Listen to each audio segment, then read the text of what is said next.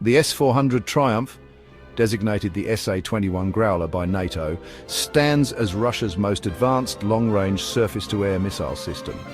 It is designed to be a formidable shield against a wide array of airborne threats.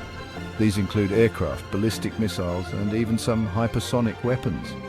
With a reported range of up to 400 kilometers and the ability to track multiple targets simultaneously, the S-400 was envisioned as a game-changer for India's air defense capabilities. India's acquisition of the S-400 system from Russia was a significant development in the region's geopolitical landscape. It underscored the long-standing strategic partnership between the two countries.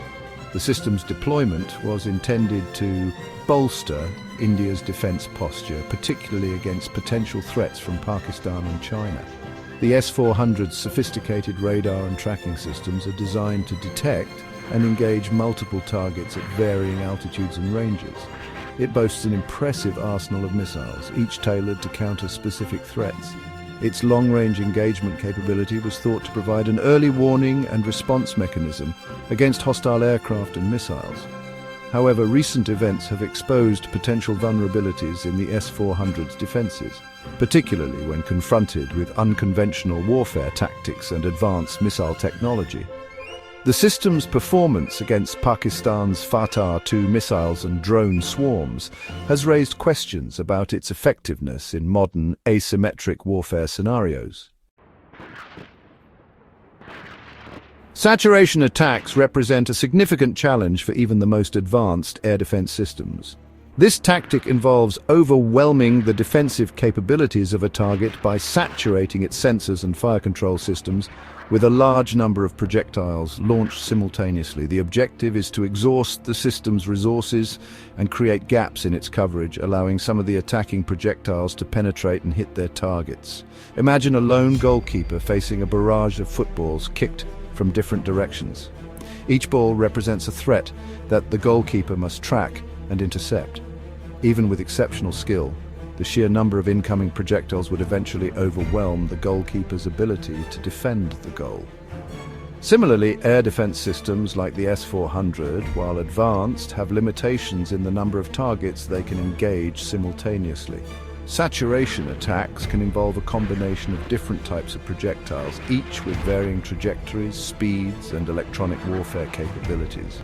This makes it even more challenging for air defense systems to effectively track and intercept all incoming threats.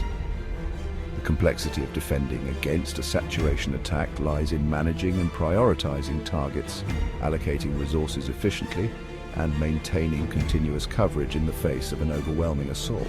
The effectiveness of saturation attacks lies in their ability to exploit the inherent limitations of air defense systems. By overwhelming the system's capacity to respond, saturation attacks can degrade its effectiveness and create opportunities for offensive strikes to penetrate. This tactic highlights the importance of layered defense mechanisms and the need for complementary systems that can address a wide range of threats.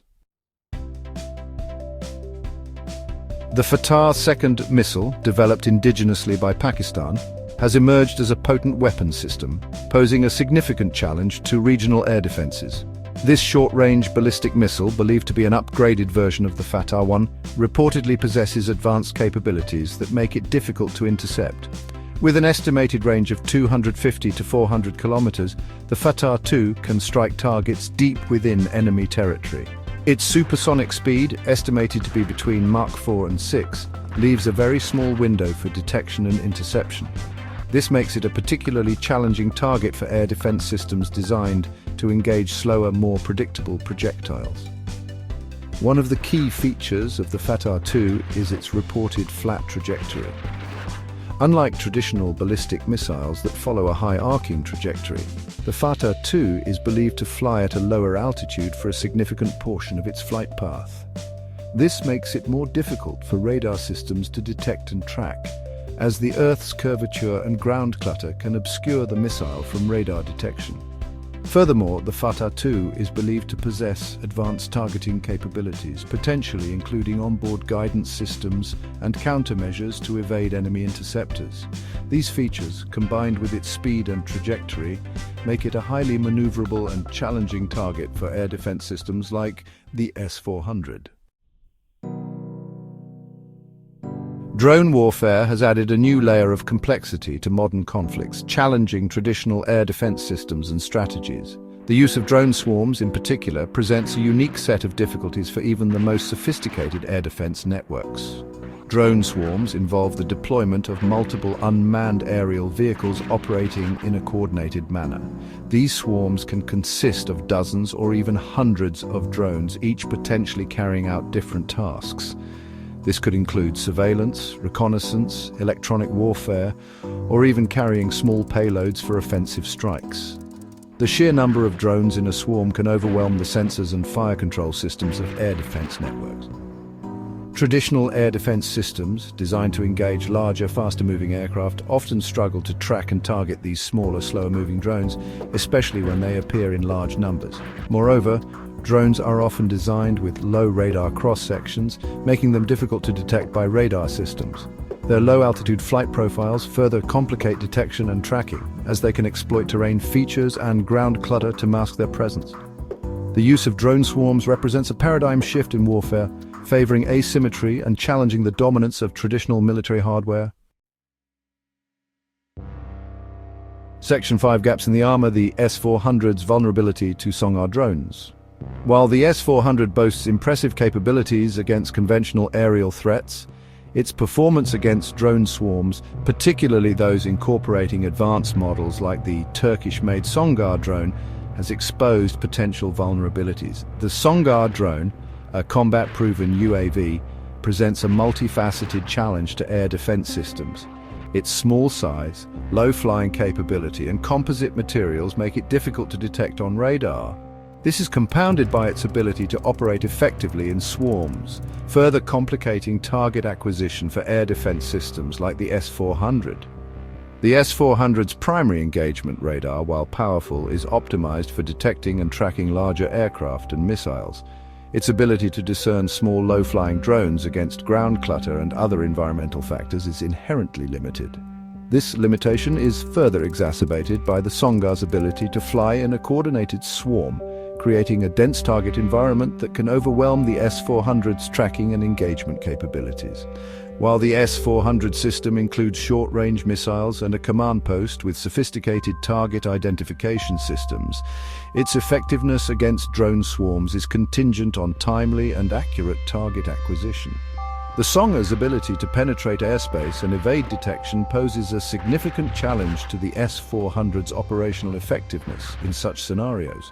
This vulnerability highlights the limitations of relying solely on a single air defense system, even one as advanced as the S-400. Beyond the S-400, the need for a multi-layered defense. The perceived vulnerability of the S-400 to saturation attacks and drone swarms underscores a critical lesson in modern warfare. Reliance on a single air defense system, no matter how sophisticated, is no longer a viable strategy.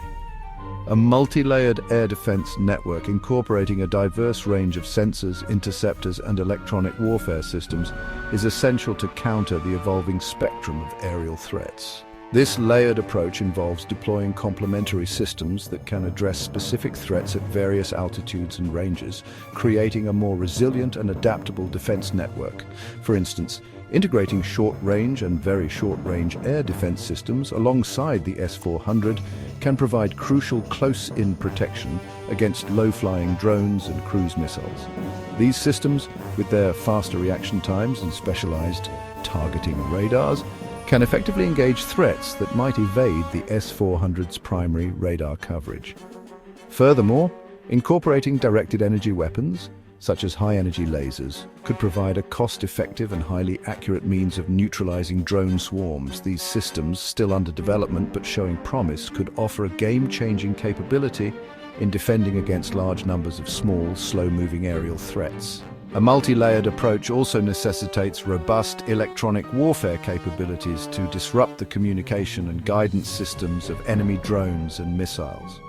Jamming signals, spoofing GPS coordinates, and employing decoys can significantly degrade the effectiveness of these threats, buying time for kinetic interceptors to engage. The importance of integration, connecting the dots in air defense. A robust multi-layered air defense network is only as strong as its weakest link. The effectiveness of such a network hinges on seamless integration, ensuring that various systems can communicate, share data, and operate in synergy.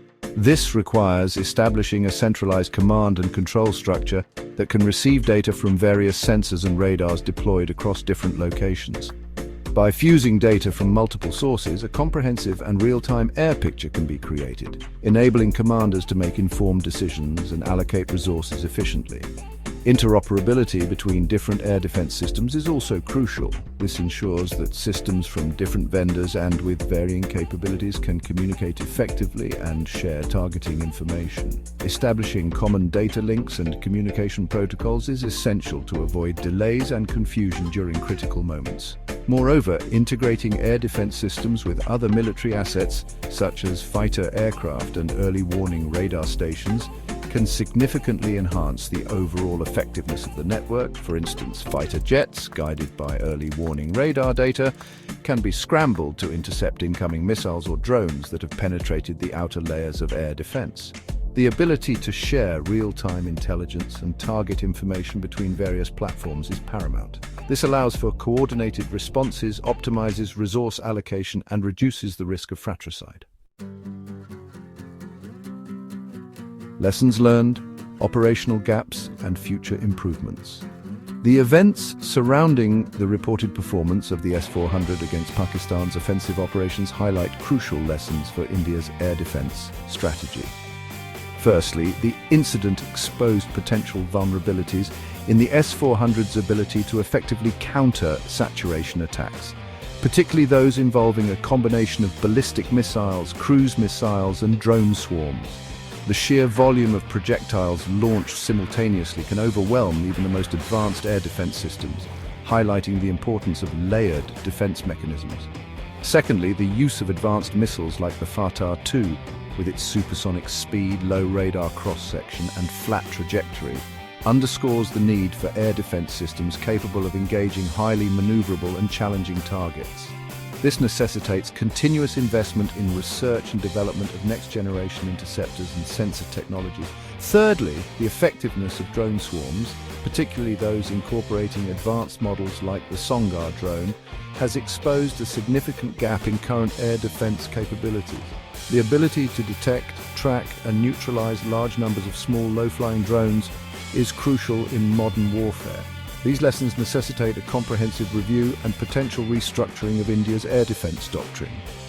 This includes investing in a multi-layered defense network, incorporating advanced sensor technologies, diversifying interceptor capabilities, and prioritizing seamless integration between various systems. A new era of warfare. Adapting to asymmetric threats. The evolving nature of warfare, characterized by the increasing use of asymmetric tactics and advanced technologies, demands a fundamental shift in air defense strategies. No longer can nations rely solely on traditional, high-value air defense systems like the S-400 to guarantee absolute protection. The proliferation of relatively cheap yet highly effective technologies like drones and cruise missiles has leveled the playing field, enabling adversaries to pose significant threats with asymmetric capabilities. This new era necessitates a paradigm shift towards more agile, adaptable, and cost-effective air defense solutions. This includes investing in directed energy weapons. Lasers and high-powered microwaves offer a promising solution for countering drone swarms and missile salvos. Developing artificial intelligence and machine learning algorithms can enhance target identification, prioritize threats, and automate engagement sequences, easing the burden on human operators. Enhancing collaboration and information sharing is also key. Establishing robust communication channels and joint training exercises with allied nations can improve coordination and response times against common threats. The future of air defense lies in embracing innovation, fostering technological advancement, and adapting strategies to counter the evolving spectrum of threats in a rapidly changing geopolitical landscape.